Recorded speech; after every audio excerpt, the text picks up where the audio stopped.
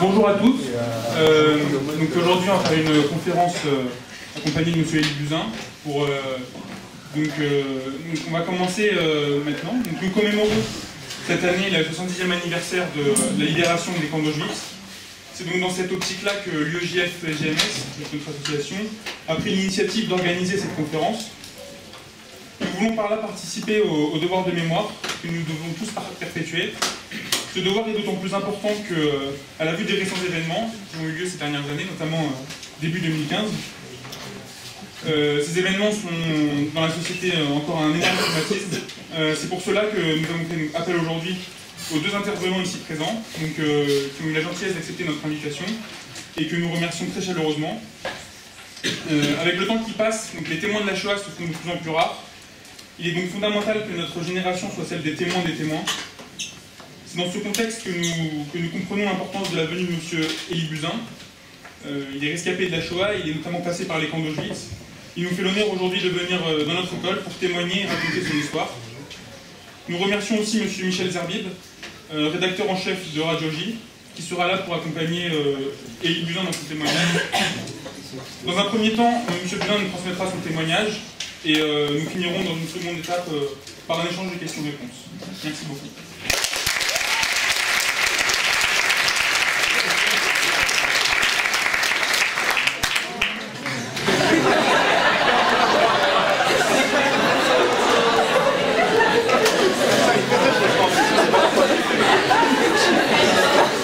Bonsoir à tous. Vous m'entendez? Bonsoir à tous. Donc, tout d'abord, je voudrais remercier toute l'équipe de l'UEJF ESG Management School qui a participé à l'organisation de cette conférence.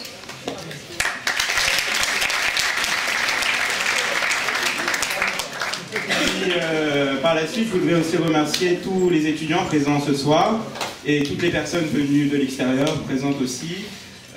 Voir un amphi aussi plein pour une conférence telle que celle-là, ça montre que ce sujet est toujours au cœur de l'actualité et au cœur de tous les centres d'intérêt, même chez les jeunes.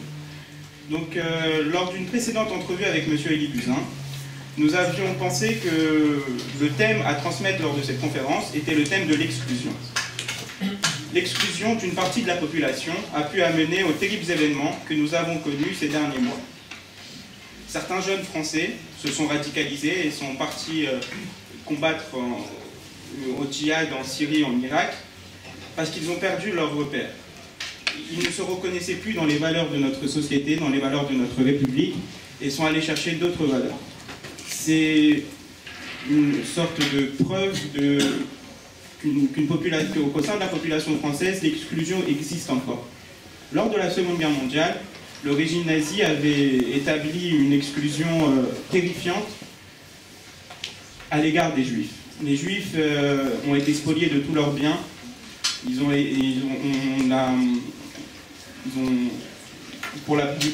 y a 6 millions de personnes qui sont mortes durant cette Seconde Guerre mondiale, qui ont été tuées par les nazis. Et ils ont perdu leur métier, leur maison. Donc n'oublions jamais ce qui s'est passé, car pour construire l'avenir, nous devons nous rappeler du passé et toujours garder en mémoire ce qui s'est passé pour pouvoir construire un monde meilleur. Donc je vous demanderai, s'il vous plaît, de garder un calme remarquable pour toute l'écoute de cette conférence. Et on a parmi nous un caméraman de M6 qui filmera quelques séquences de la conférence. Donc pour tous ceux qui ne veulent pas être filmés, qui se présentent et qui le disent. Sinon, il filmera des gros plans de l'amphithéâtre. Voilà, merci beaucoup, bonne conférence.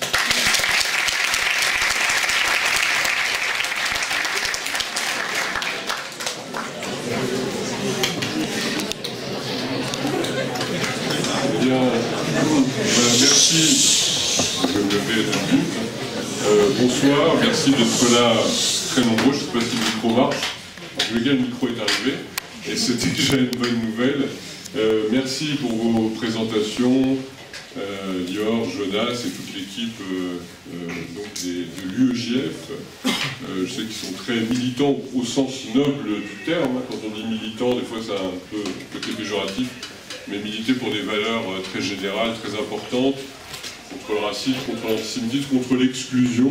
Je vois que le thème pourrait être soulevé tout à l'heure par un invité témoin exceptionnel, Élie Buzyn, on va prononcer comme ça, Buzyn, même si l'origine du nom n'est pas nécessairement française.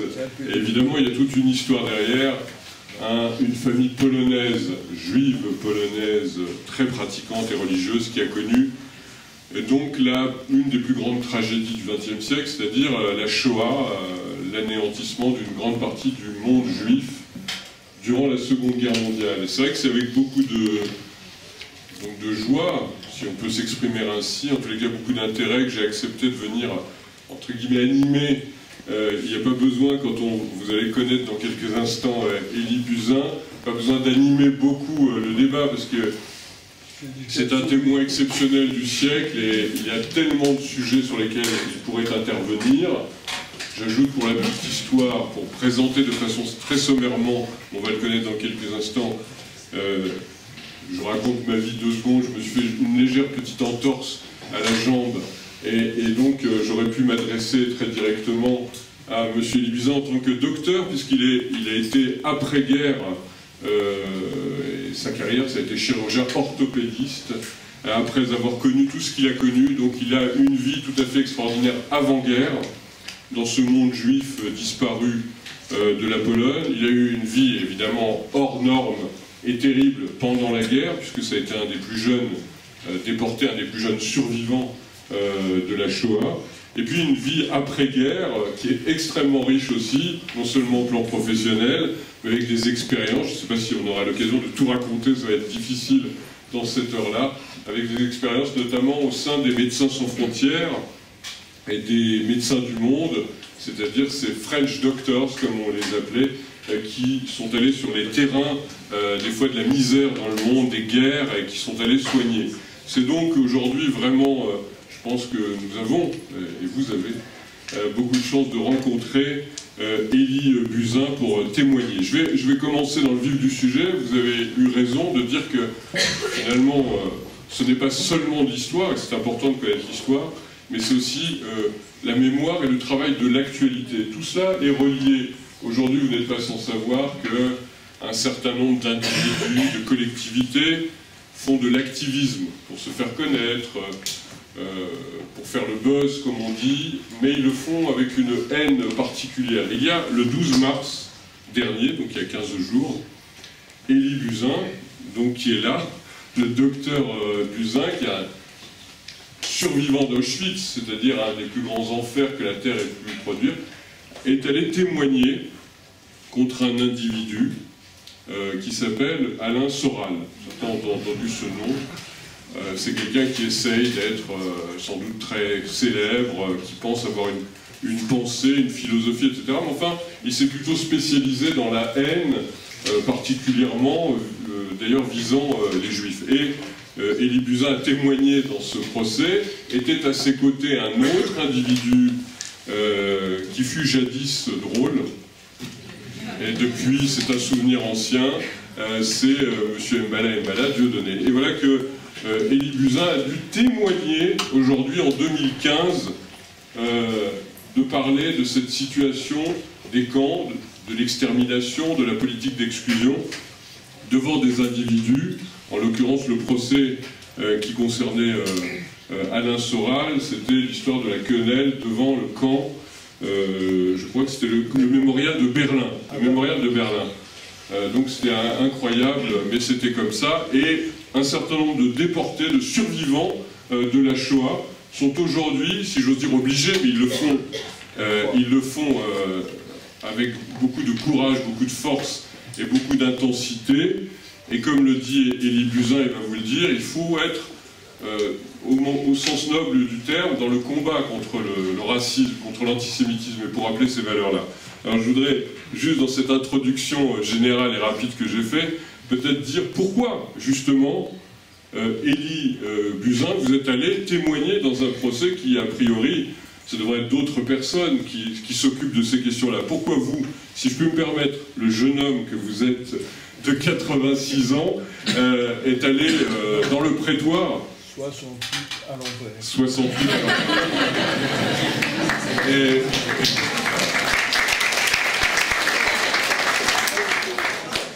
pourquoi, si j'ose dire, pour faire le lien sur toute cette actualité, vous êtes allé témoigner contre cet individu qui, évidemment, a peu de, on peut dire, de commisération pour les victimes de la Shoah, et pour aujourd'hui, ceux qui, comme vous et nous, s'intéressons à l'histoire, à la mémoire et à l'actualité.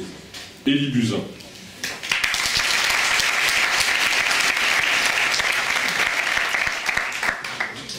Bonsoir. Je suis impressionné par le nombre présent là, et j'ai appris ici que certains d'entre vous ont assisté à mon intervention. Je ne sais pas si on t'entend, pardonnez, je ne sais pas si le micro, alors je vais vous passer le mien.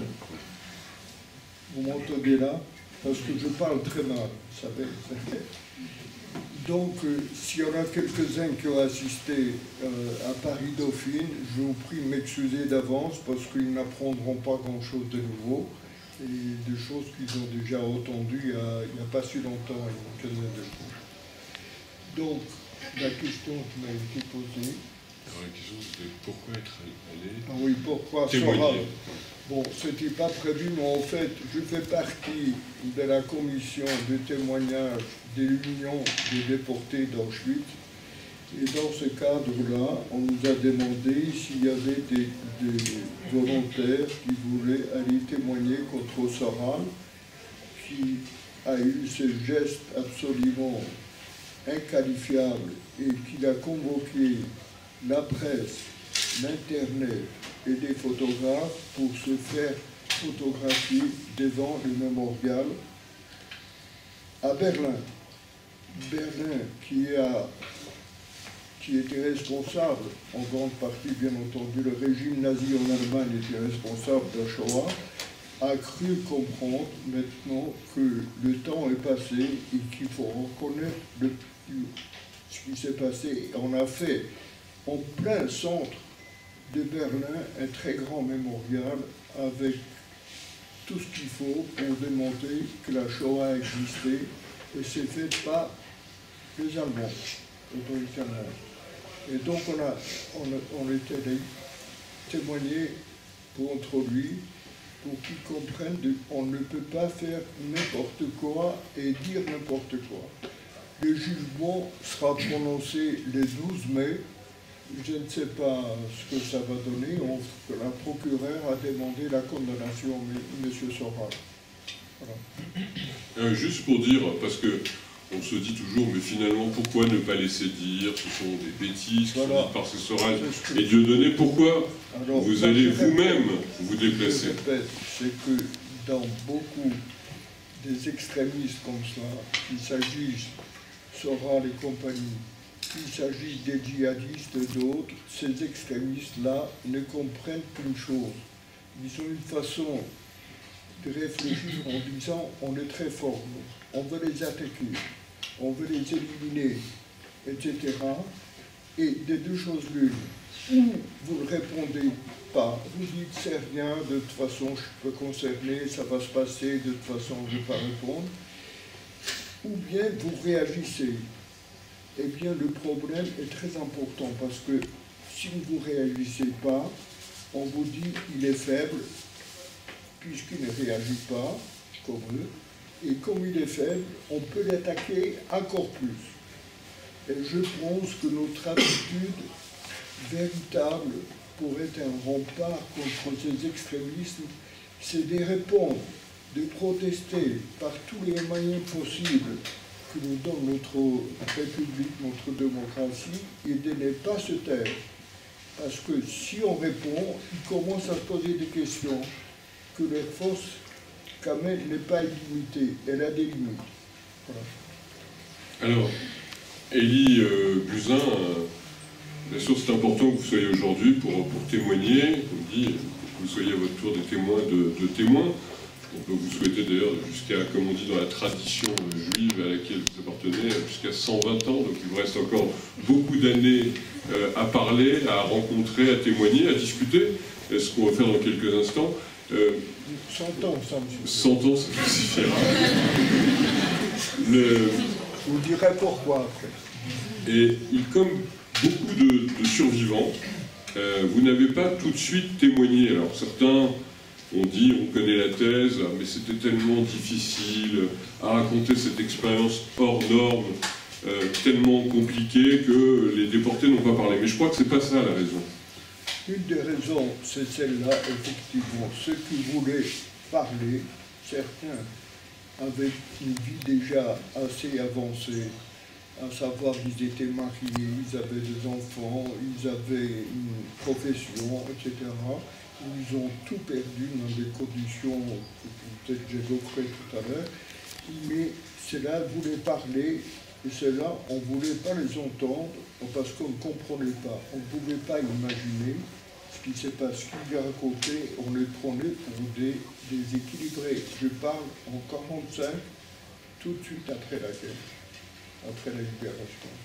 Et donc on disait qu'ils étaient un petit peu dérangés, et parce que c'était absolument inacceptable. Il y avait toujours dans l'assistance quelqu'un qui était plus intelligent que les autres. Il posait la question fatidique en disant « Écoutez, ce que vous racontez, c'est impossible, ça ne peut pas arriver, c'est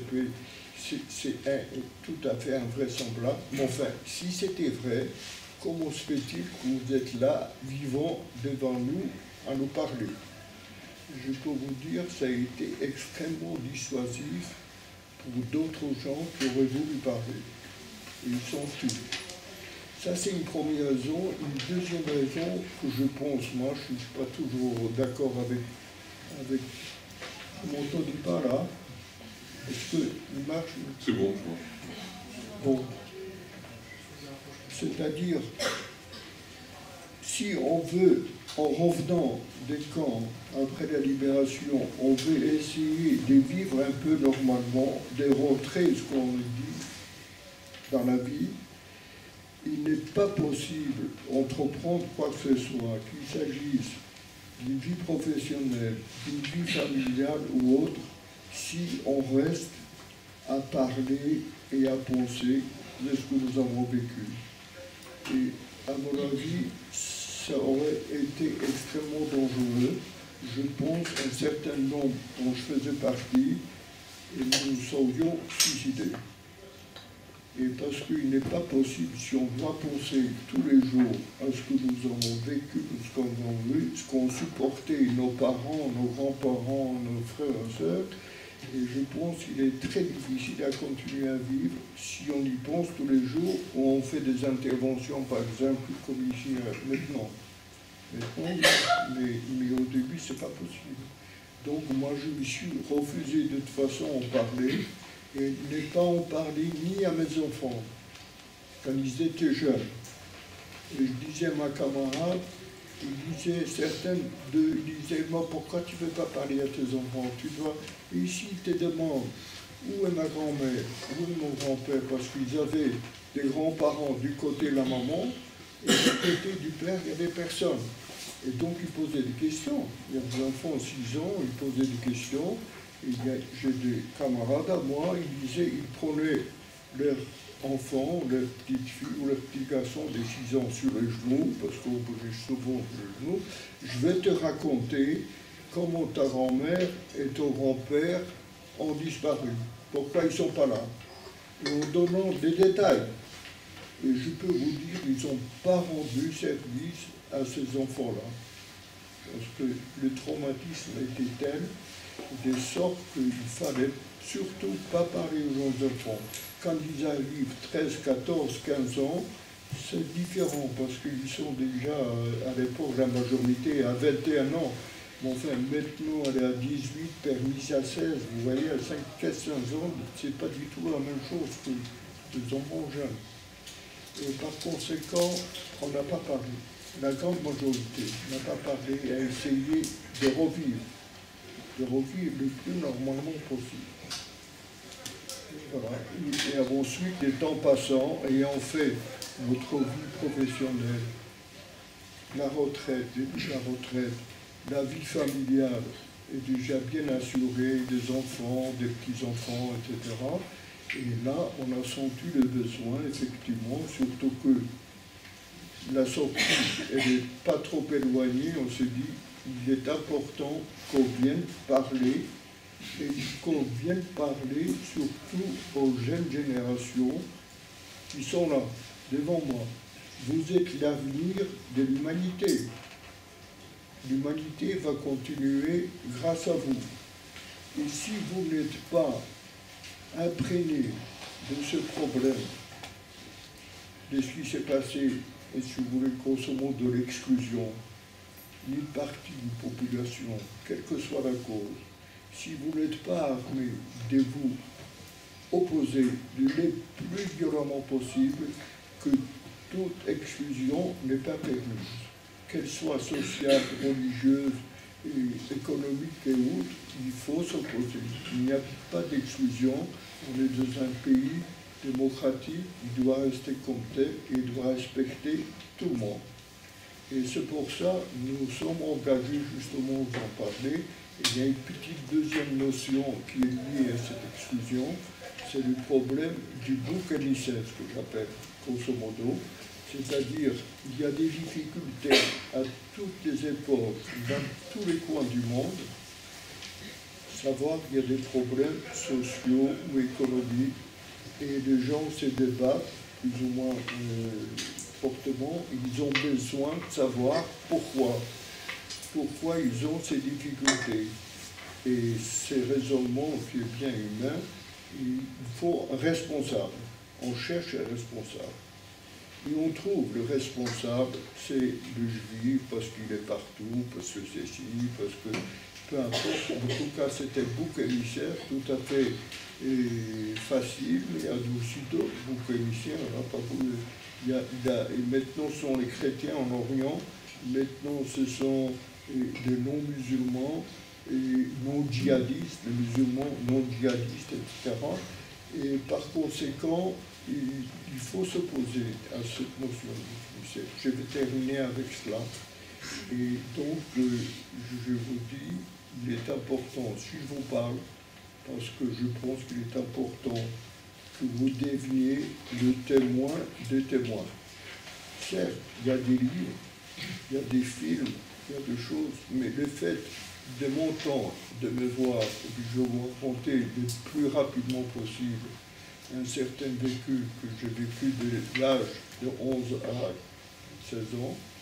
Et par conséquent, il faut que vous l'entendiez, il faut que vous sachiez pour vous épouser, surtout si on entreprend le négationnisme en disant que ça n'a pas existé, où sont les morts, où sont les cadavres, il n'y a pas 6 millions de cadavres, il faut aligner les cadavres devant le jeu pour qu'ils croient qu'ils sont morts. Hein? Et alors qu'ils sont partis en fumée. Et par conséquent, et d'ailleurs on a retrouvé pratiquement les 6 millions d'ans. On n'a pas encore les 6 millions. On est arrivé à 5 millions, quelques-uns. Moi je sais pourquoi on n'a pas les 6 millions. Non. Bon, fait, ça c'est un problème, on ne peut pas le développer actuellement. Mais sachez donc que le négationnisme, c'est très grave. Donc, si vous m'entendez, je suis là, j'ai vécu la Shoah. Oui, on va continuer à en parler. Le négationnisme, c'est important. C'est une sorte de pensée qui est née après-guerre, tout de suite après-guerre, très rapidement, qui s'est développée dans les années 70-80 à travers un personnage, vous avez peut-être entendu parler, qui s'appelle Forisson.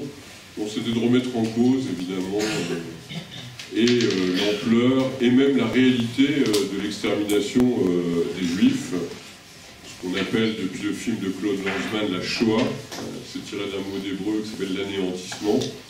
Évidemment, je voudrais juste faire une petite parenthèse, puisqu'on parlait des attentats du mois de janvier, qui ont frappé, évidemment, on le sait, aussi une partie de la communauté juive avec Hyper Cacher, mais parmi les journalistes de Charlie Hebdo, ça c'est aussi important, on le sait peut-être moins, et vous ne le savez pas, puisque vous n'êtes pas de cette génération, mais il y avait un certain nombre de grands dessinateurs, comme Cabu et Wolinski, et je m'arrêterai un instant sur Wolinski, juste en disant que c'était un des premiers, d'ailleurs, Wolinski, avec son humour très corrosif, hein, c'était très fort, mais un des premiers, à la fin des années 70, à avoir dénoncé, justement, ce qu'on appelait à l'époque le révisionnisme, c'est pas le terme exact, mais le négationnisme, c'est-à-dire qu'il savait que remontait à la surface un certain nombre d'individus qui remettaient en cause l'extermination des Juifs, et qui disaient que ça ne s'est pas passé, qu'il n'y avait pas eu les chambres à gaz, etc. Et Wolinski, avec des dessins très durs, hein, en mettant en scène Hitler qui rigolait, etc., et bien, il dénonçait déjà, à la fin des années 70, le négationnisme. Et ça, c'est extrêmement important de savoir que ce journal, Charlie Hebdo, que beaucoup de gens ont découvert, à juste titre, malheureusement, dans la tragédie, était un journal, en fait, très en pointe contre le racisme et l'antisémitisme. Et ceux qui les ont assassinés, enfin une partie ne comprenaient pas que ce journal a toujours été un journal antiraciste qui s'est battu contre le racisme anti-musulman, contre le racisme anti-juif, etc. Et qu'il avait évidemment, c'était un journal iconoclaste qui ne respectait rien des religions, parce que c'est pas sacré pour des laïcs, mais en revanche qui respectait l'individu. Ça, c'est une parenthèse que je fais parce que c'est l'actualité, et c'est un journal qui a joué un rôle très important sur le sujet qui nous importe aujourd'hui, c'est-à-dire le témoignage de la Shoah, puisque chaque témoignage est individuel pour un survivant. Alors, Elie Buzy, vous avez dit entre 11 ans et 16 ans, évidemment, vous avez vécu une vie que, heureusement, personne d'entre nous, dans cette salle, d'autres, n'avons vécu, c'est le moins qu'on puisse dire. À 11 ans, vous étiez où? À 11 ans, j'étais à Lodz, dans ma ville natale. Et ce que je peux vous dire, grosso modo, juste.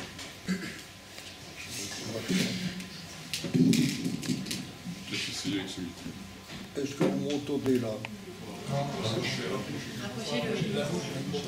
faut juste rapprocher un petit peu plus du micro. Un peu plus. Un peu là, vous m'entendez? Non?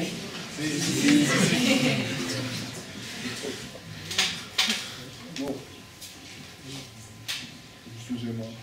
Si vous voulez, j'y suis né en 1929 à Lodz, en Pologne, qui est une grande ville industrielle, qui était la deuxième ville du pays, et qu'on appelait la deuxième Manchester, parce que c'était une ville où l'industrie textile était extrêmement développée, et où la population juive était importante aussi, puisqu'il y avait presque 300 000 juifs que dans cette ville-là, et il y avait 3 300 000 juifs en Pologne, dont 3 millions ont été exterminés.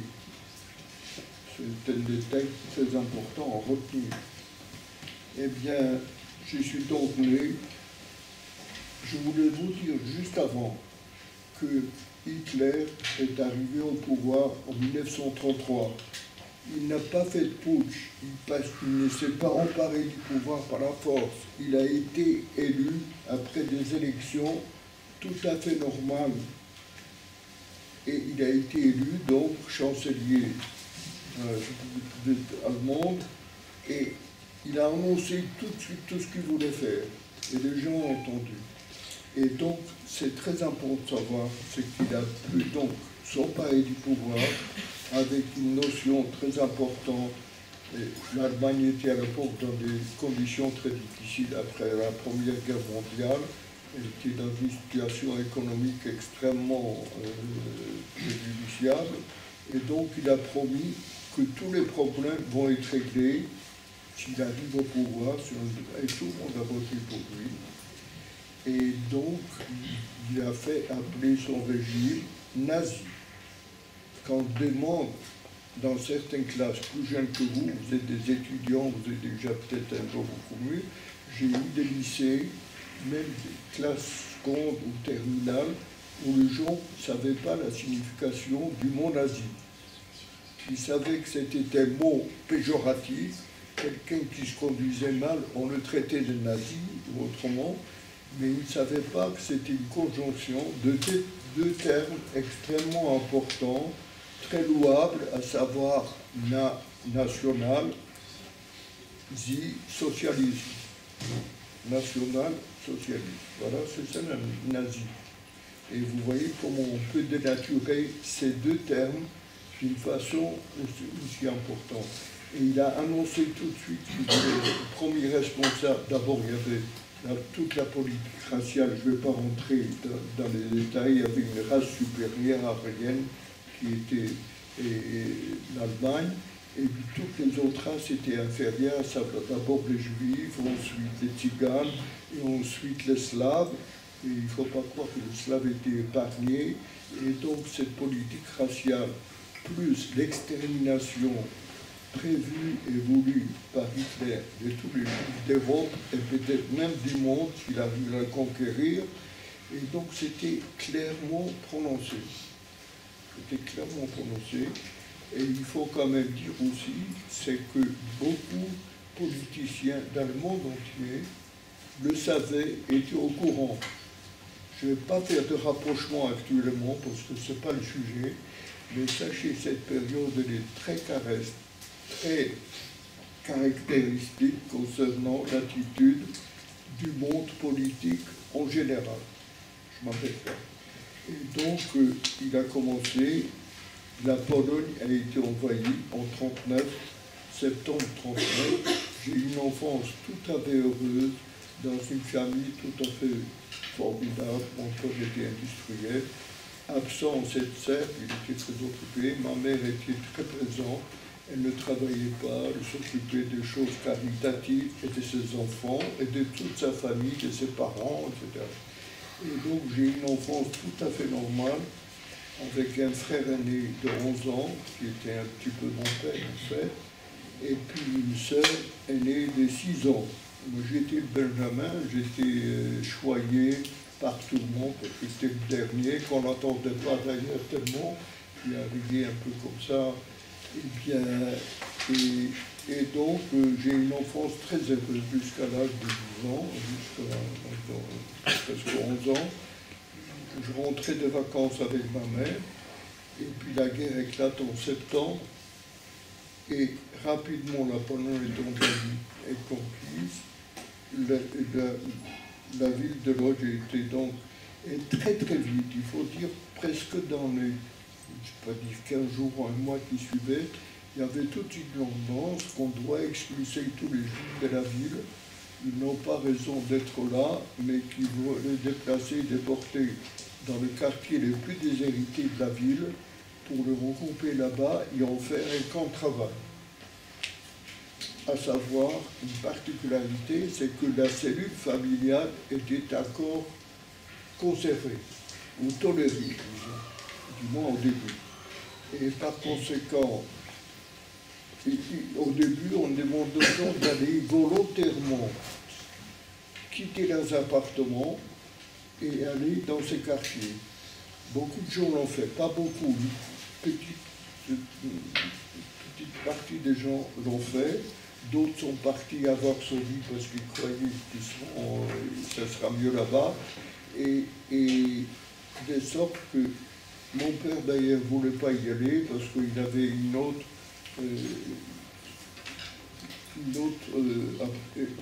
appréciation de l'Allemagne culturelle, etc., etc. Il travaillait d'ailleurs avec des Allemands. Et il m'a dit non, Hitler, il est un peu fou, il ne va pas faire ça, il ne va pas faire ce qu'il dit, etc. Et de sorte qu'on n'a pas bougé. Et deux mois après, au mois de mars, il y a une descente dans le quartier où nous vivions, et on a été expulsés d'une façon extrêmement violente. Et je dois dire qu'il y a deux choses qui étaient particulières chez les nazis, voulues en très haut lieu. Je ne parle pas des exécutants. Les exécutants, ils exécutent des ordres. Ils sont au chef, c'est ça l'exécutant. Il y a un chef, il faut exécuter les ordres du chef. Mais les chefs ont compris une chose, c'est que s'ils doivent régner et dominer les populations, il faut, premièrement, il ne faut pas qu'elles sachent ce qui va lui arriver. C'est-à-dire la préparation de toutes les déportations, expulsions, était faite en secret. personne ne savait que ça allait arriver, sauf les gens qui allaient exécuter tout le moment. La deuxième chose, c'est que toutes ces actions devaient se faire dans la violence les plus importantes. Pourquoi? C'est-à-dire tous les transferts, toutes les déportations avec des chiens, avec des cris, des coups de matraque, des exécutions sommaires. Vous faisiez un mouvement, vous étiez exécuté à votre fusil au revolver, et ces climats des violences étaient tels, c'est qu'ils paralysaient les gens. Ils ne savaient pas ce qu'il arrivait, il arrivait quelque chose, ils ne savaient pas quoi et comment, et cette violence-là faisait que les gens n'avaient plus aucune possibilité ni d'essayer de s'évader, ni s'opposer, quoi que ce soit. C'était très efficace. C'était très efficace.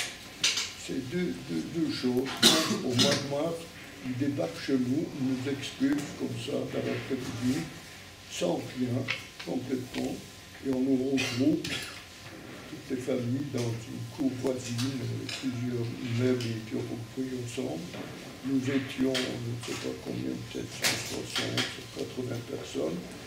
Et là, très rapidement, on a choisi 3 jeunes gens, on les a mis devant le mur. Et puis très rapidement, le nazi qui dirigeait l'action a fait un petit discours très rapide en disant voilà, maintenant vous allez être déportés vers ces quartiers et vers ces camps qui est prévu pour vous si vous montrez la moindre signe d'opposition ou si vous essayez de vous évader, etc. Voilà ce qu'on vous aviez. Il a donné l'ordre de fusiller ces 3 jeunes gens, comme ça, devant nous. Et parmi eux, il y avait mon frère aîné, Abraham, qui avait 22 ans à l'époque, âgé de 11 ans. Il a été assassiné comme ça, devant sa mère, devant son père, devant ma sœur et moi. Et je peux vous dire, ça a été un traumatisme, une violence absolument extrême, surtout pour mes parents, surtout. Ma mère qui adorait son fils aîné, etc. Je ne vais pas rentrer et raconter des détails, mais c'était extrêmement quelque chose de douloureux. Mon père, qui s'y attendait pas du tout, parce qu'il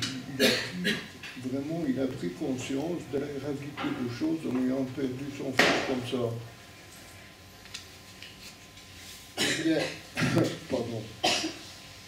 Cette exécution, et ma sœur est tombée malade immédiatement après l'exécution. Elle a commencé à faire des cris d'épilepsie réactionnaires à ce traumatisme, et qui était très grave, et on se retrouvait comme ça à être transféré de force vers le camp, et on nous a arrêtés la nuit pour passer la nuit dans un hangar.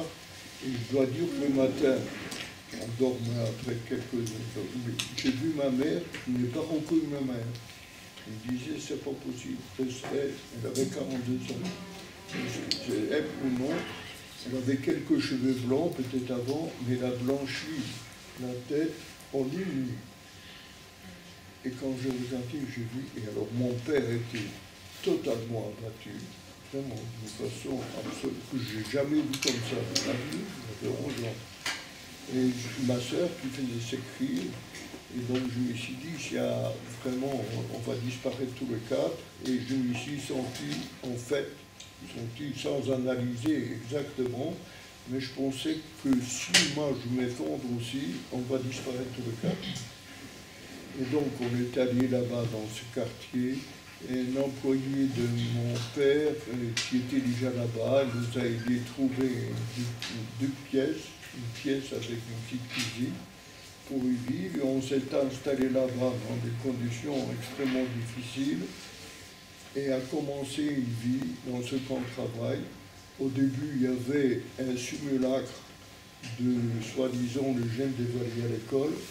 Ça a duré 3-4 mois. Et ensuite, on a fermé les écoles, on a fermé le camp complètement avec des barbelés, etc. Il n'y avait plus aucune communication avec l'extérieur.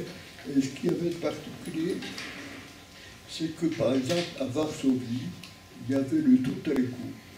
Le quartier où se trouvait le ghetto de Varsovie, il y avait le tout à l'égout où les gens pouvaient communiquer avec l'extérieur quand même et savoir ce qui se passe dehors et même faire entrer des arbres, et c'était très important. Chez nous, ce quartier de la ville, dans les autres quartiers, il y avait le tout à l'égout, mais ces quartiers étaient un peu excentrés, ils n'étaient pas du tout branchés, il n'y avait pas tout à l'égout, il y avait de l'électricité pas partout, de l'eau courante pas partout. Donc ces conditions, et quand on a fermé, au mois de juin, quand on a fermé, il n'y avait plus aucune communication possible avec l'extérieur. Et c'était très important parce que ne pas savoir ce qui se passe, c'est très grave. Et je peux vous dire très rapidement, dès le mois de juin, enfin disons septembre, et il fallait aller travailler, et les enfants étaient autorisés de travailler à partir de l'âge des 10 ans. Et donc, il y avait beaucoup de gens qui sont mis au travail avec des usines, des ateliers, toutes sortes, etc. Mais les conditions de vie étaient très difficiles, c'est-à-dire que ça aussi c'était un problème voulu. Il fallait que les gens, d'abord, il fallait qu'ils disparaissent. Tous les juifs, on doit les éliminer, mais avant, ils représentent une force de travail.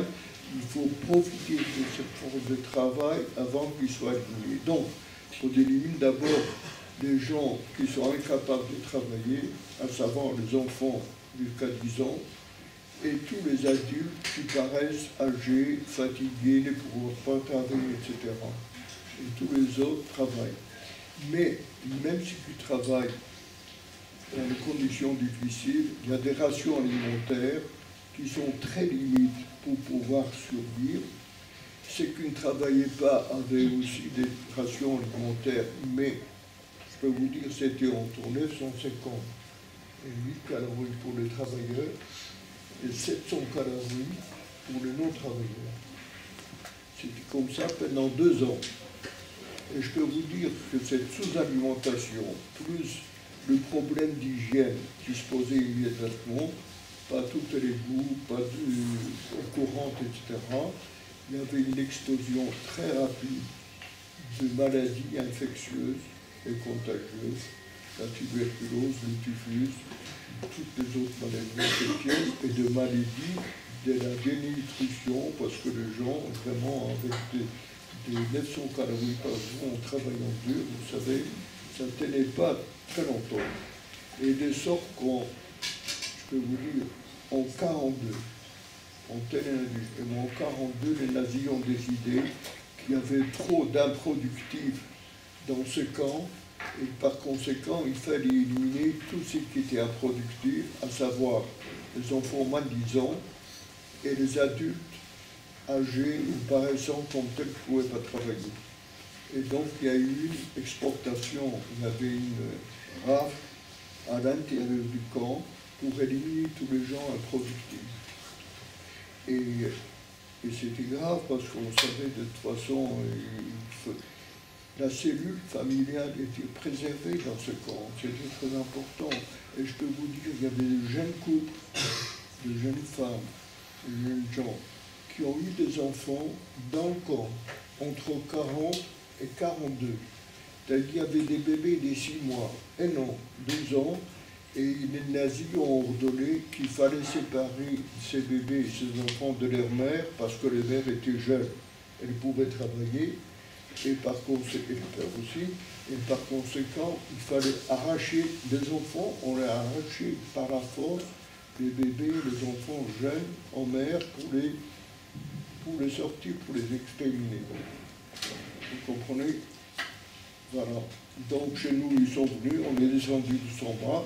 Moi, j'ai dit à ma sœur de ne pas descendre, parce que je pensais que si elle descendait, qu'elle faisait une crise en bas, elle était exterminée sur place, elle était fusillée sur place. Donc j'ai dit, tu restes, tu vas sous le lit, tu te caches, j'espérais peut-être, ils ne la trouveront pas. puisqu'ils montaient après vérifier dans les appartements si les gens se sont cachés dans les armoires, etc. comme ça. Et elle n'est pas descendue, je suis descendu avec mes parents. Et puis en bas, mes parents tout de suite étaient éliminés. Moi, j'avais 13 ans. J'avais 13 ans, j'étais bon pour le travail, à moi, lycée, et j'ai vu mes parents sortir. J'ai dit, c'est pas possible, je ne peux pas me séparer d'eux. Vous savez, on était très liés pendant ces 2 années, les conditions difficiles. Et ma souffrance était la souffrance surtout plus que la mienne. La mienne, je m'en rendais pas compte. Et quand j'ai vu mes parents sortir comme ça, j'ai dit, c'est pas possible, je ne peux pas les laisser sortir, je vais aller avec eux.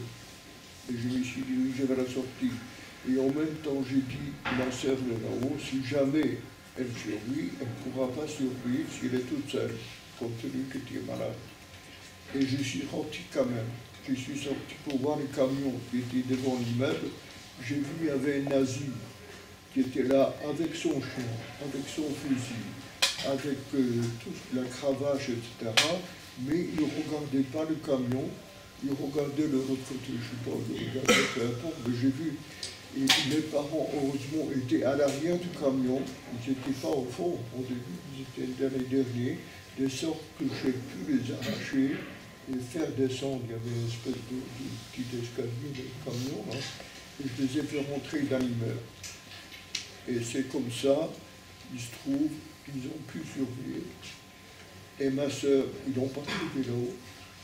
Ils n'ont pas cherché, je ne sais pas exactement, toujours dit, on l'a retrouvé. Et nous sommes restés 4, dont j'étais le seul légal là, puisque je travaillais. Les autres étaient illégaux, puisque ma sœur ne pouvait pas travailler, et les parents étaient âgés, ils ne pouvaient pas travailler non plus, mais ils n'avaient plus de ration alimentaire. Alors je ne veux pas rentrer dans la truc, c'est trop difficile. Comment on peut survivre? Comment on fait pour tenir le coup à 4? Si j'ai le temps, je pourrais développer comme on peut, parce que quand on est dans le besoin, quand on est dans la nécessité, ce qui ont vraiment imprégné d'une volonté, on trouve des solutions. Elles sont difficiles, mais on a survécu comme ça. Et je pensais qu'on va arriver à la fin de la guerre. En 42, 43, 44 et 44, on nous dit, on savait vaguement quand même, il y a eu quelques renseignements que l'armée soviétique s'approchait de l'Est, et on espérait peut-être que ça va prendre fin. Et on a décrété que le camp doit être évacué et liquidé pour nous envoyer dans un autre camp de travail en Allemagne, où les conditions, soi-disant, seront meilleures pour vivre là-bas et travailler là-bas. Et on a cru, j'étais un de ceux qui le croyaient aussi. En 1944, j'avais 15 ans, donc j'étais presque adulte, et j'ai même pressé mes parents qu'on soit dans les premiers pour partir, parce que je me dis, si on arrive là-bas dans les premiers, on aura peut-être de meilleures conditions pour se débrouiller. Vous savez comment ça, c'est la survie, c'est ça. Et puis, et en fait, pour nous tromper, il y avait des wagons à bestiaux. Pour nous, il y avait des wagons découverts sur lesquels étaient entassées les machines, outils de nos usines, comme quoi elles nous accompagnaient dans le camp de travail en Allemagne. Vous vous rendez compte? Et donc on croyait, on s'est présenté, on est allé, et puis le train part, on nous entasse dans des conditions très difficiles, sans hygiène, sans manger, ni rien. On ne sait pas où on va, on ne sait pas combien de temps va durer le voyage, ni rien, c'est totalement. Et il y avait déjà des décès dans le wagon lui-même. Et on arrive, en fait, on est arrivé, non pas dans le camp de travail d'Allemagne, toujours le problème du secret, etc. On est arrivé à un endroit dont on ne connaissait pas l'existence. Nous, alors, après 4 ans d'incarcération, on ne connaissait pas l'existence d'Auschwitz-Birkenau. Et par conséquent, On savait que les gens qui ont été déportés en 1942, on savait qu'ils étaient morts, on ne savait pas ni comment. On savait qu'ils ont été déportés parce que sinon, ils seraient restés à travailler, s'ils pouvaient travailler. Et là, on arrive à Birkenau, on nous descend des wagons, toujours la même chose, la violence, les crimes, les chiens, etc., vraiment épouvantable. Et il y a des déportés qui nous reçoivent sur les quais de la gare pour prendre toutes les affaires qu'on a pu avoir. Et puis là, il y a presque deux personnes qui ont chuchoté. Dit que tu as 17 ans, dit que tu as 18 ans. Je ne comprenais pas ce que cela voulait dire. Bon, c'est tout. Et on passe la sélection, ce qu'on appelle, vous savez, il y avait une rampe, et il devait passer devant un officier nazi, allemand, médecin d'ailleurs, qui avec son pouce dirigeait les gens à gauche ou à droite. Et alors, à gauche, j'ai vu mes parents partir tout de suite à gauche, moi j'étais à droite, et ma sœur qui était avec nous, qui a survécu quand même malgré sa maladie, elle est allée du même côté que moi. Et moi je ne comprenais pas ce que ça voulait dire, toujours est-il, j'ai compris que j'étais séparé des parents. Et on nous amène de l'autre côté. De l'autre côté, on était en présence. Non, moi quand je passais dans la sélection, j'étais relativement petit, et il me demande mon âge. En allemand, il y a l'officier là. Il me dit, quel âge as-tu? Là, je m'étais souvenu, ce qu'on m'avait conseillé en descendant, c'est pour vous dire, la survie, parfois un mot. C'est un mot. Parce que le bonhomme qui m'a dit, tu as 17. Alors j'ai dit, j'ai 17 ans. Eh bien, il m'a regardé comme ça, il m'a dit, visiblement, il ne croyait pas. Parce que il m'a donné un coup de poing dans la poitrine, vraiment un coup de poing violent, pour voir ma résistance. Il se trouve que je ne suis pas tombé. J'ai tenu le coup, je ne sais pas comment, mais toujours est-il, je suis resté debout, parce que si j'étais tombé, dites-vous bien, je ne serais pas assis là, maintenant, à 86 ans, à vous parler, vous comprenez? Et donc, il m'a mis du côté du travail. Ma soeur était du même côté que moi. Eh bien, en arrivant là, du côté, j'ai demandé, mais qu'est-ce que sont devenus les parents? Et alors là, les déportés, alors que vous êtes dans le secret le plus total pendant 4 ans, vous savez ce qui se passe, vous ne savez pas qu'il y a Birkenau, qu'il y a Auschwitz, qu'il y a le Fouquemat, rien. On vous apprend en 30 secondes. On n'apprend pas plus. 30 secondes. J'étais là. Et tu me dis, tes parents, que je vais t'expliquer.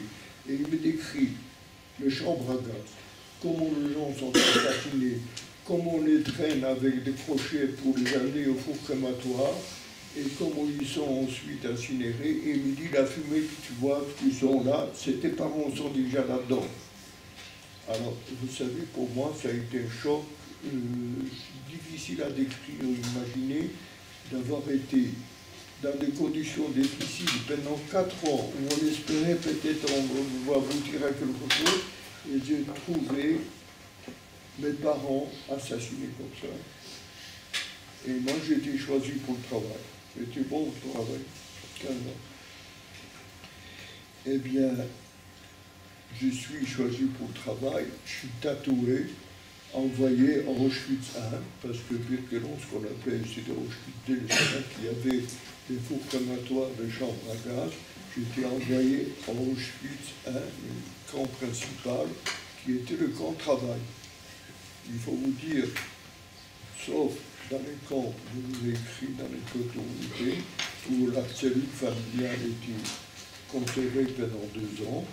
Là, après, il n'y avait que des camps de travail, ça s'appelle discrimination. Moi, je parle du camp de travail, où il y avait des camps de femmes ou des camps d'hommes. Il n'était pas question qu'il y ait une famille quelconque, quoi que ce soit.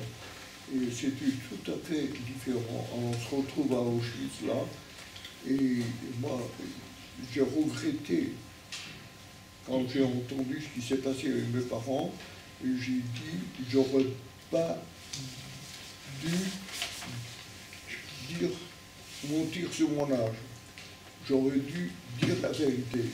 Si j'avais dit la vérité, j'aurais été mis de l'autre côté et j'ai dit peut-être leur mort ou notre mort commune aurait été plus facile comme ça. Et quand j'ai eu ces regrets, très profonds d'ailleurs, très profonds, je me suis dit pourquoi, et j'ai dit même à des gens qui étaient là-bas, est-ce que je ne peux pas les mettre de l'autre côté? Ils m'ont dit d'abord tu ne peux pas, même si tu ne peux pas, tu ne trouveras plus tes parents, ils sont déjà partis.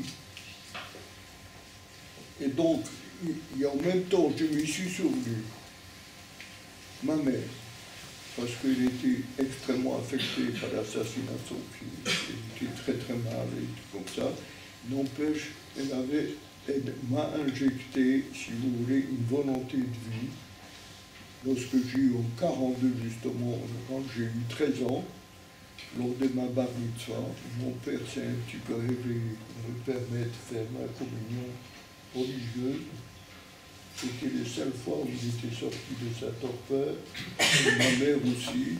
Et elle m'a dit, à cette occasion, elle m'a dit, j'ai besoin de parler. Tu as 13 ans, tu es adulte maintenant. Maintenant, tu es comme nous, il faut que tu saches que ni ton père, ni ta sœur, ni moi-même ne survivrons pas à cette guerre. Parce qu'on était vraiment très très mal en 42, juste avant cette grande déportation.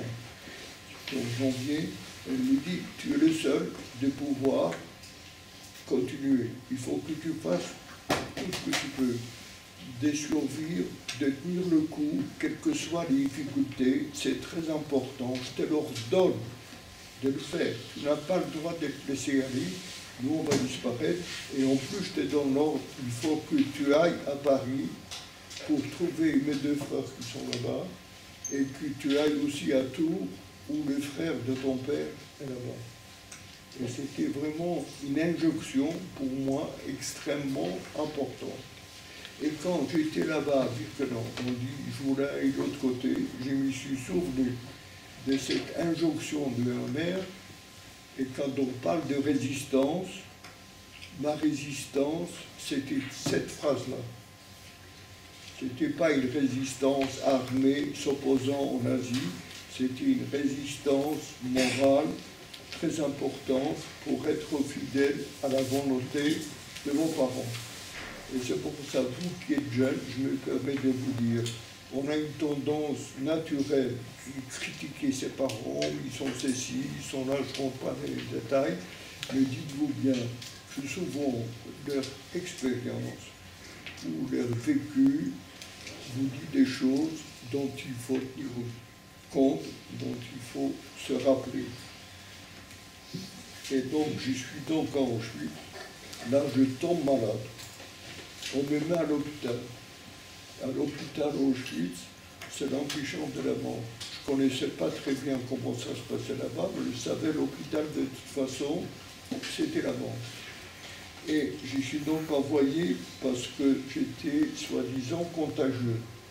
J'avais la diarrhée, j'avais des vomissements, j'étais fébrile, enfin j'avais un typhus.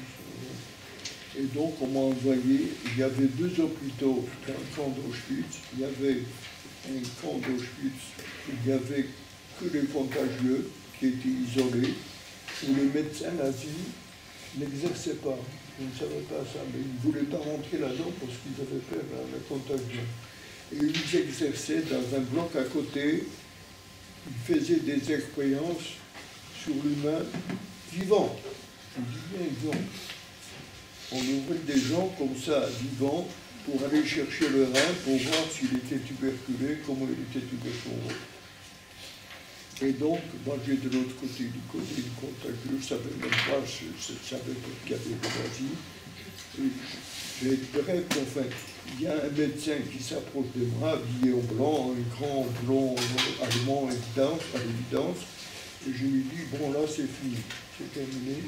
Et les types s'approchent de moi, il se pose sur moi comme ça, il me dit calme-toi, calme-toi, il me dit calme-toi et tout. Je dis, c'est pas possible. Je cherche le médecin, je savais que le médecin nazi, il avait tous sur la blouse une tête de mort, hein, avec SS marqué. Je regarde sur sa blouse, je ne trouve pas. Par contre, je trouve un numéro avec un triangle violet. Et le type me parle, écoute, calme-toi, on va s'occuper de toi, on va faire tout ce qu'on peut faire pour t'aider pour cela. Et ces types, ils me venaient tous les quarts d'heure, toutes les 20 minutes, avec une potion, du liquide, parce que j'étais déshydraté, je ne rentre pas dans les détails, ils me faisaient boire à la cuillère, parce que je suis complètement épuisé, et de telle sorte que quelques jours après, j'allais mieux. Hein. Et c'est tout. Et ensuite, j'ai pu regagner mon bloc. D'ailleurs, les gens ont été étonnés que je sois revenu parce que pour eux, j'étais éliminé. Et moi, je leur demande, dites-moi, qu'est-ce qui se passe? Je raconte l'histoire. Je croyais que c'était un SS. C'est pas du tout un médecin SS, un médecin qui avait un triangle violet. Qu'est-ce que c'est? Moi, je connaissais les triangles rouges. Donc j'avais moi, des politiques, donc j'étais assigné aux politiques. Il y avait les triangles verts, je savais que c'était des repris de justice, c'était généralement des capots d'une violence effrayante, etc. Mais les triangles que je ne connaissais pas, cet quotient m'a dit, triangles particuliers, ce sont des Bibles forchères, c'est-à-dire des témoins de Jéhovah. Le témoin de Jéhovah était déporté parce qu'ils refusaient de faire du service militaire, ils étaient objecteurs de conscience, et donc ils étaient déportés dans le camp Auschwitz ou ailleurs. Et ils avaient souvent des fonctions, soit ils étaient médecins, infirmiers, ils avaient beaucoup de fonctions sociales, si vous voulez, dans notre ère. Et si j'ai survécu dans cet hôpital, c'est grâce à ces médecins témoins de Jéhovah. Et là, j'ai appris qu'il y avait d'autres triangles. Il y avait des triangles roses qui signifiaient des homosexuels. Des Allemands qui étaient internés, déportés parce qu'ils étaient homosexuels. Il y avait des triangles noirs qui étaient des anarchistes. Hein. Il y avait vous voyez, des triangles, il y en avait beaucoup. Hein. En tout cas, ce qui est important, les triangles rouges, verts et les triangles violets. Toujours est-il, grâce à lui, j'ai remarqué, je l'ai rendu au témoin de Jéhovah, parce que au cours de ma vie professionnelle après, je m'étais vraiment impliqué, avant le sida encore, dans la chirurgie pour les témoins de Jéhovah, sans transfusion. Ça, c'est un détail. Mais enfin, en tout cas, je sentais un devoir envers eux. D'abord respecter leur volonté, et deuxièmement, faire ce qu'il faut pour les aider. Et je l'ai fait très largement. Très largement. Et donc, après ça, j'étais, il faut dire, à Auschwitz, c'était un camp de travail très important, où les gens sortaient au travail tous les matins.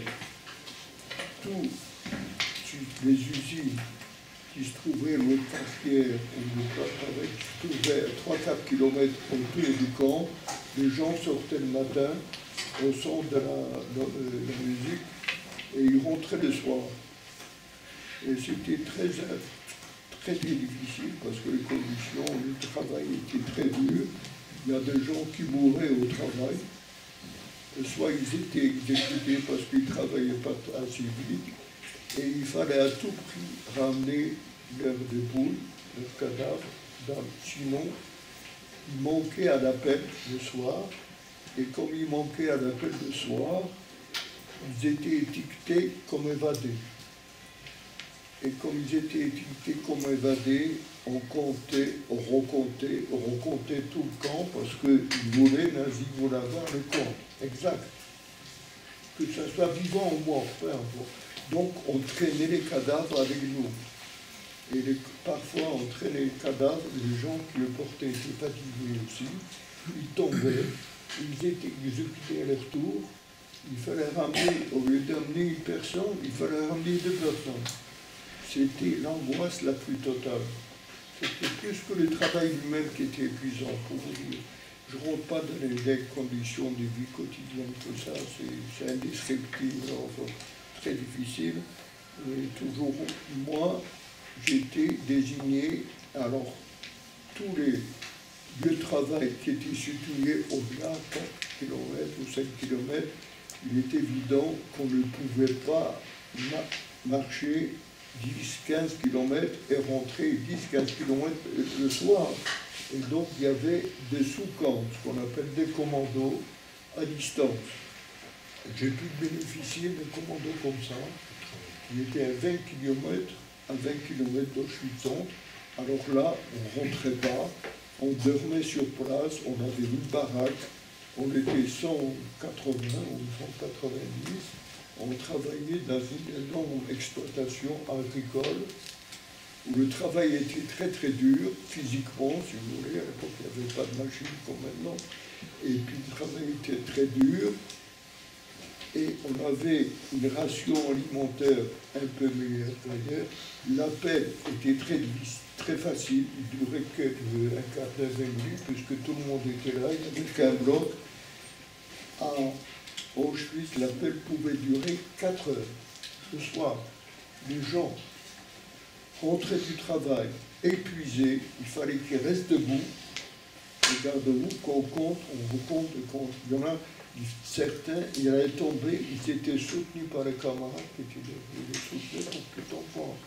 Et c'était vraiment effrayant. Et je peux vous dire, au mois de novembre dernier, j'accompagnais un groupe à Auschwitz justement, puisque j'ai joué une fois par an. Et là, on m'a raconté un type professionnel qui connaissait bien les détails de l'histoire. Il m'a raconté que j'ai dit les appels avaient duré 4 heures, 5 heures.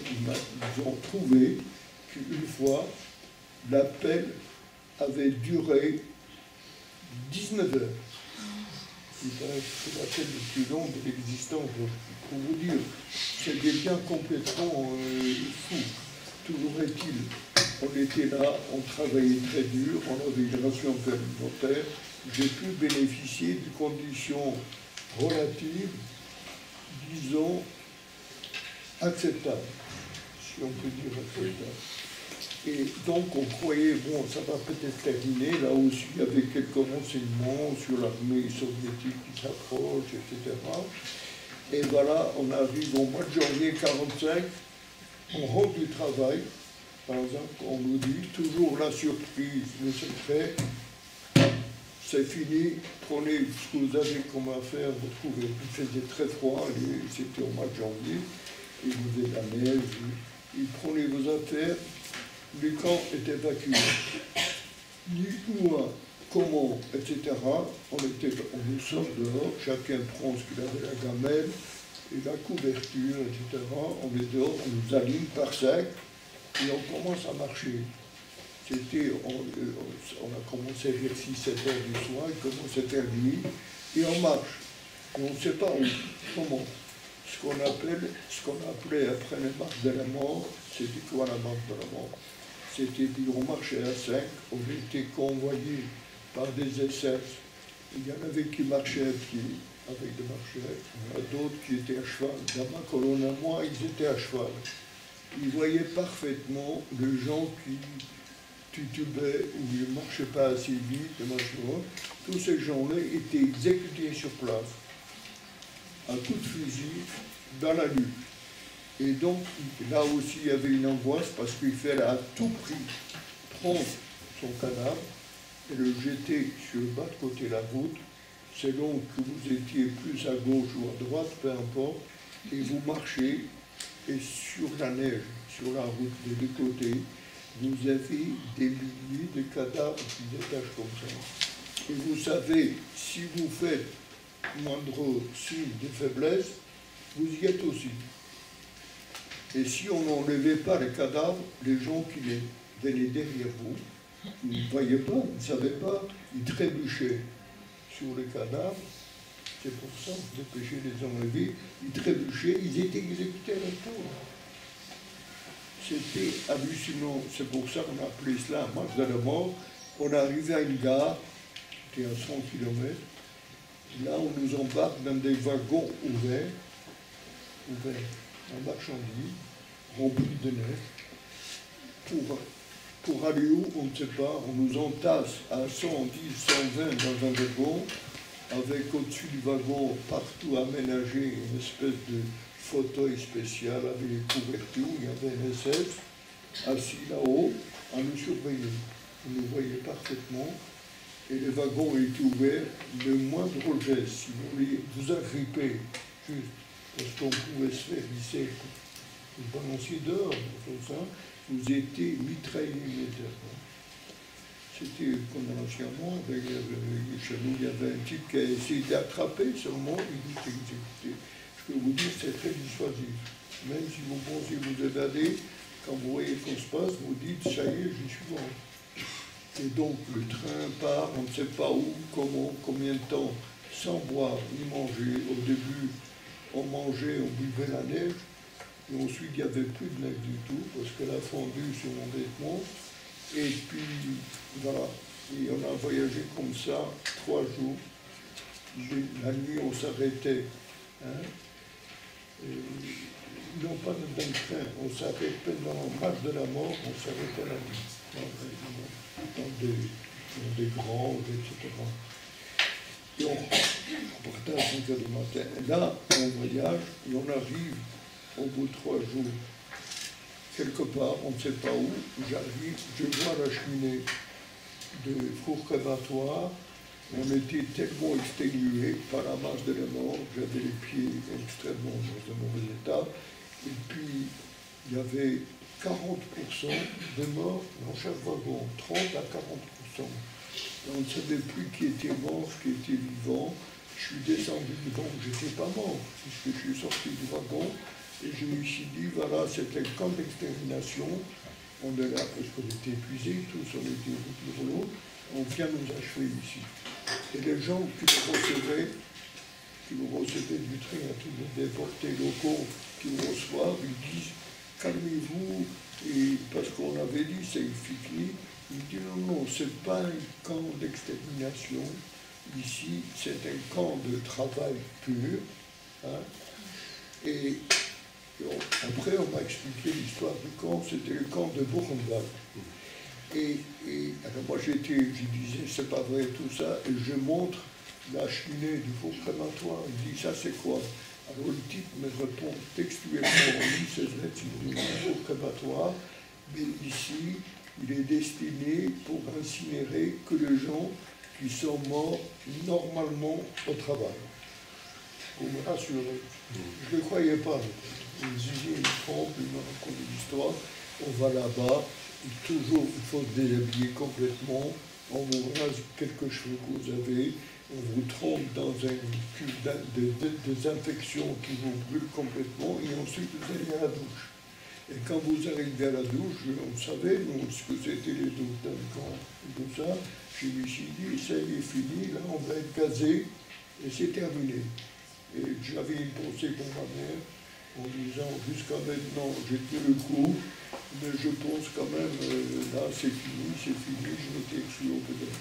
Eh bien, dites-vous bien, au lieu des gaz, j'attendais, il y a de l'eau tiède sortie des bonbons-là. Et donc, bon, on a été donc, et effectivement, c'était le camp de travail, érigé en 1937, un des premiers camps de travail pour des Allemands qui étaient anti-nazis.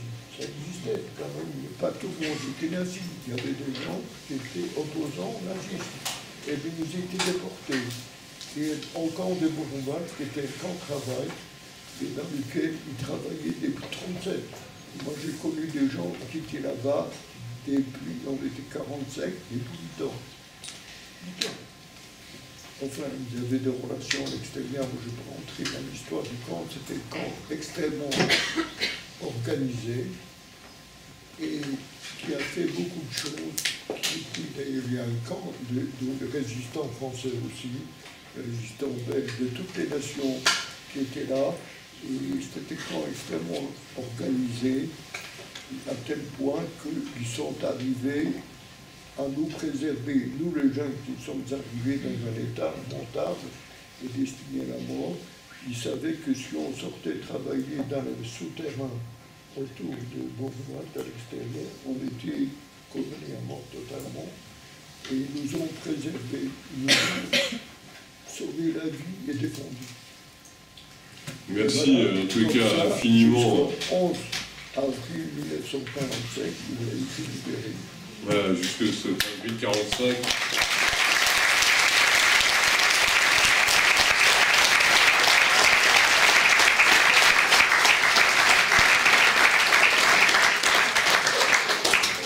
On a beau, j'imagine vous aussi avoir déjà entendu des témoignages, et à chaque fois qu'on entend un comme celui de Elie Buzyn, on est toujours évidemment frappé par cela. Je résumerai à la suite, parce qu'on pourrait continuer des heures et des heures, tellement la vie de Elie Buzyn a été riche ensuite, hein, puisque ses enfants de Buchenwald ont été accueillis en France par une organisation qui s'appelle toujours d'ailleurs l'OSE, de secours à l'enfance, qui est une grande organisation de la résistance et du sauvetage des enfants, notamment en France.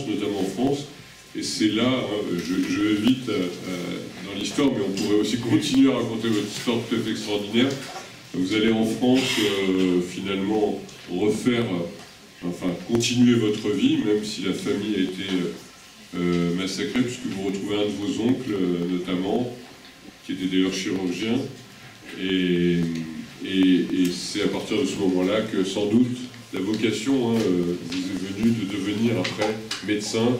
Je résume bien évidemment votre histoire de l'après-guerre, médecin, chirurgien, orthopédique et beaucoup de choses, et notamment les témoignages extraordinaires que vous venez de nous faire parvenir. Je vous propose, avec, nous avons vu avec l'organisation du GF, si vous le souhaitez, d'entamer pendant peut-être un quart d'heure, s'il le souhaite aussi, s'il le veut, peut-être une question, un dialogue avec Elie Buzyn, qui aujourd'hui, on le voit, témoigne avec toujours la même force, la même précision et la même importance dans ses témoignages sur la Shoah. Je ne sais pas si vous voulez, on fera passer le micro, oui. Jonas.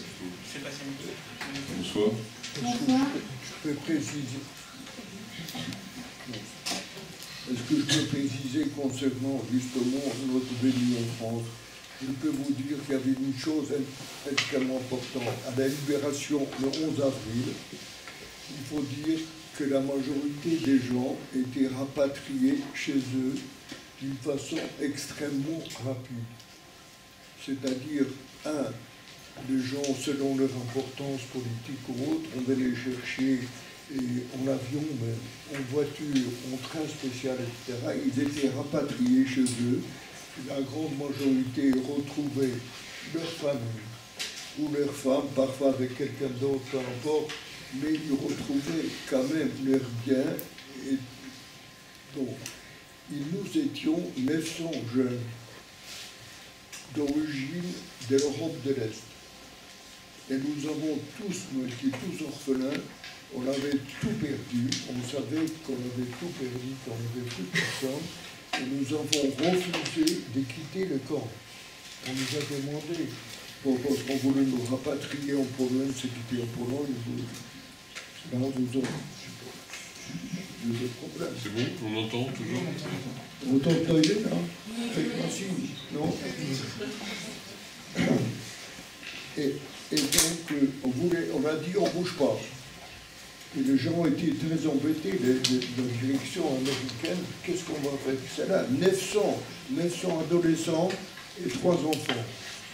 Et qu'est-ce qu'on va faire avec eux? Eh bien, il semble bien que le déclenchement de notre survie était Geneviève Antonios de Gaulle, qui était la nièce de Gaulle, qui est une résistante, qui a été au camp de Ravensbrück.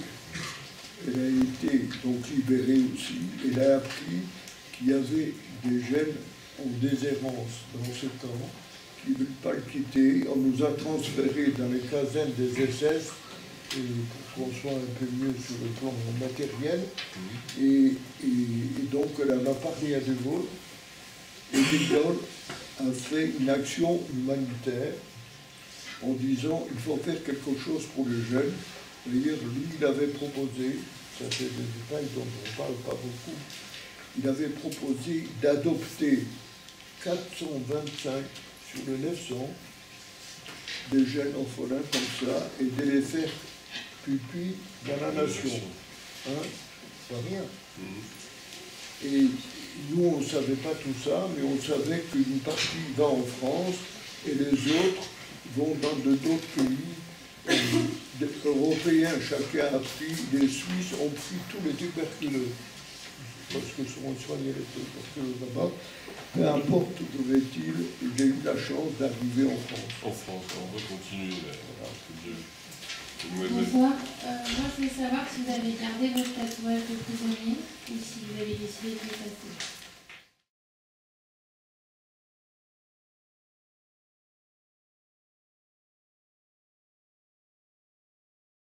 Ce que j'ai entrepris, enfin, c'est toute une histoire pour arriver à faire médecine, avoir son baccalauréat à 25 ans, et puis ensuite entreprendre des études de médecine.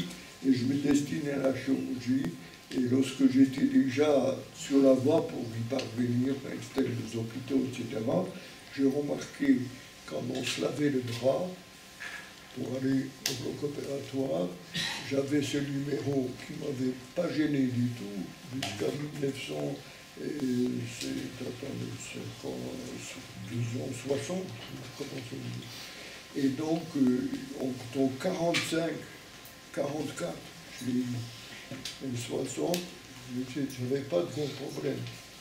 Et puis là, j'ai vu, soit on me demandait des questions, mes collègues qui étaient 10 ans plus jeunes que moi, c'est important, 10 ans c'est important, et puis ils me demandaient qu'est-ce que c'était, parce qu'ils ne savaient pas du tout, ils ne connaissaient pas ni la chambre ni rien, ils demandaient si c'était les numéros de téléphone de ma copine. Alors je disais, alors il y avait un problème, je n'avais pas du tout à l'époque envie de parler de ma déportation, de mon tatouage, etc. Vraiment c'était gênant. Bon, enfin, disons avec des gens en blague, vous savez, les carabins comme on dit, etc. Mais il y avait des générations d'adultes, nos maîtres, nos professeurs, qui ont connu la guerre. Ils savaient ce que ça voulait dire, ces libéraux. Et quand ils me voyaient, ils avaient une tendance, je dirais, naturelle, enfin, inexplicable. Et ils disent, voilà, ce jeune, il a souffert, c'est ci, c'est là, des espèces de sentiment d'apitoiement. Et j'ai décidé, après ce sentiment d'apitoiement qui était totalement insupportable, que je vais enlever ce numéro et je vais le garder parce que je voulais m'en séparer tout en l'ayant. D'ailleurs, j'ai fait un film autour de ça, vous n'avez pas vu? D'accord, je vais le regarder. Je l'ai fait il y a 5 ans, je l'ai fait pour mes 80 ans, je fais un film qui s'appelle Elie et nous. C'est surtout pour dire. C'est un beau titre. Bon, peu importe. Ça va poser beaucoup de problèmes parce que ce numéro, je l'ai gardé sur moi, dans mon portefeuille là, dans mon papier. Je m'en séparais, je m'en séparais pas. Voilà. C'est une photo que ma fille a fait du numéro, heureusement, parce que je peux garder. Et ces numéros, donc, il se trouve que j'ai été allé dans une sorte de sport, sportif, à la place d'Italie, et vous voyez, le problème des pupilles des hommes est un problème très grave. Je ne parle pas du pilote qui est allé faire pipi là, ce qui s'est passé récemment, mais après ma séance de sport, j'ai fait très longtemps, vous voyez, j'avais pris ma douche, je commençais à m'habiller, et quand je mets mon pantalon, j'avais envie de faire pipi. Vous allez au petit coin qui était à, je sais pas, 5-7 mètres. Et j'ai laissé ouvert mon casier, j'ai oublié de le fermer avec le cadenas. Quand je suis revenu, ma veste est partie, avec tout dedans. Oui.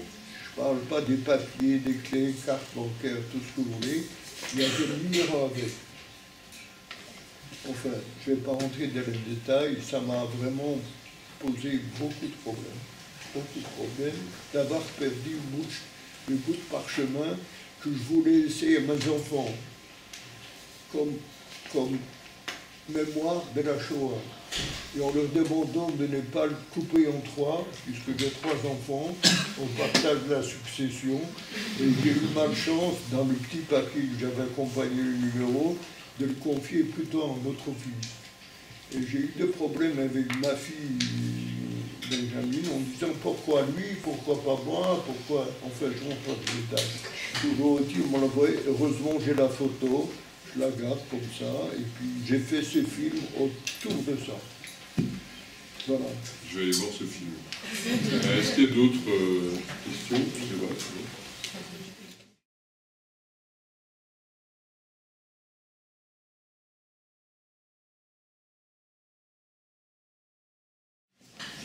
Bonsoir. Bonsoir. Je voulais savoir si au final vous avez su ce qui était arrivé à votre sœur ou pas du tout.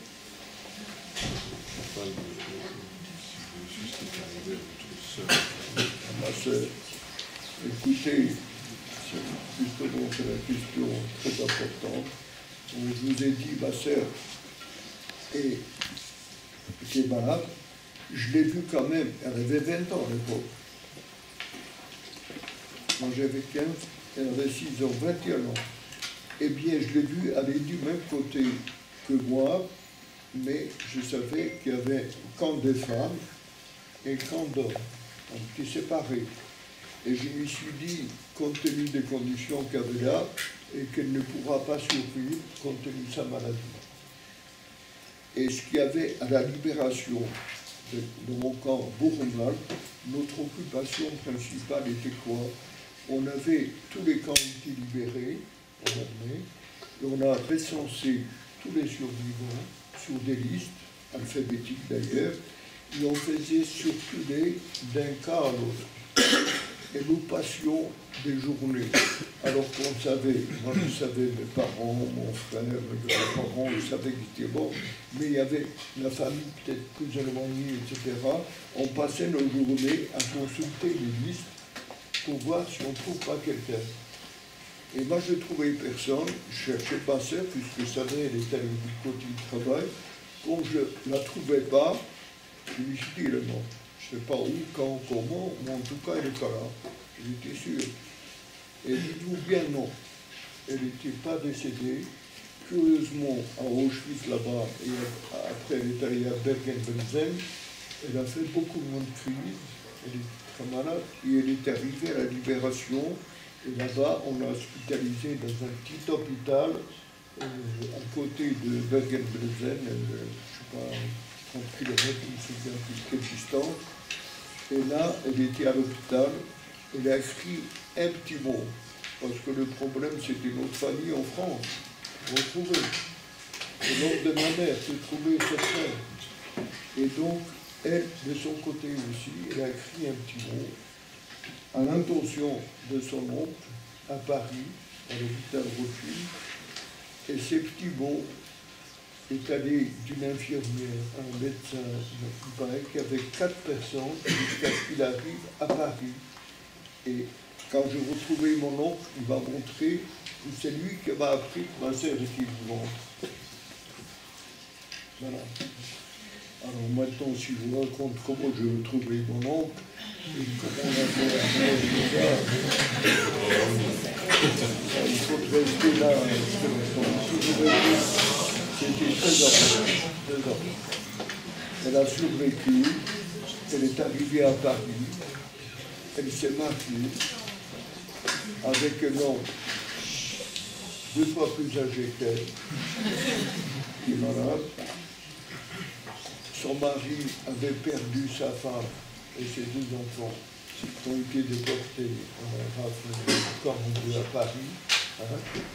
Et donc il y avait un couple comme ça, ma sœur avec son vécu à elle, lui avec son vécu à lui, mais ils ont quand même eu un fils, qui est mon neveu, qui est toujours là.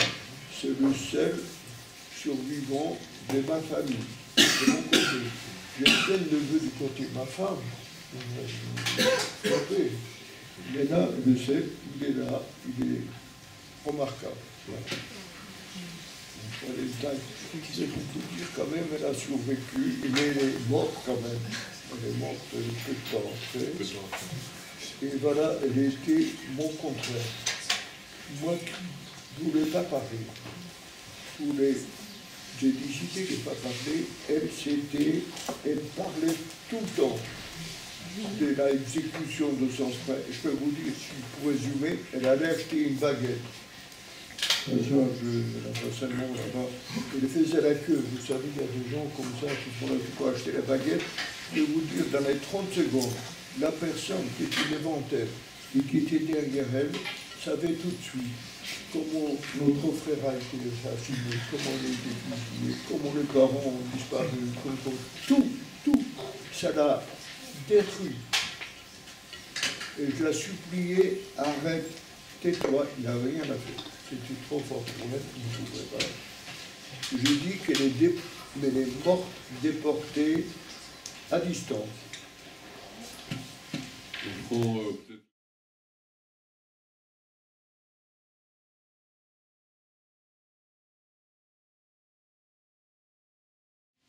On prend peut-être la dernière question. Oui, bonsoir. J'aurais voulu savoir si vous étiez resté pratiquant après la guerre.